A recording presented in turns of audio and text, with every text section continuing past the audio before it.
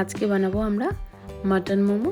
তার জন্য আমরা 200 গ্রাম মাটন কিমার মধ্যে 200 গ্রাম পেঁয়াজ কুচি, সয়া সস, ভিনেগার আর দেবো গোলমরিচ গুঁড়ো আর এমএসজি, আর এখানে দেবো স্প্রিং অনিয়ন আর ধনে পাতা, সাদা তেল আর নুন আর জিঞ্জার গার্লিক পেস্ট দিয়ে ভালো করে মিক্স করে নেব। ময়দার মধ্যে আমরা সাদা তেল, নুন আর নর্মাল টেম্পারেচারে জল দিয়ে মেখে নেব। এবার লেচিগুলো এমনভাবে বেলতে হবে যাতে মাঝখানটা হয় মোটা আর চারিদিকটা পাতলা, তাহলে স্টিম করলে মোমোটা ফাটবে না। মাটনের মিশ্রণটা দিয়ে আমরা ভালো করে মোমোর মতো ফোল্ড করে নেব। এবার মোমোগুলোকে আমরা 25 থেকে 30 মিনিট ধরে স্টিম করে নেব।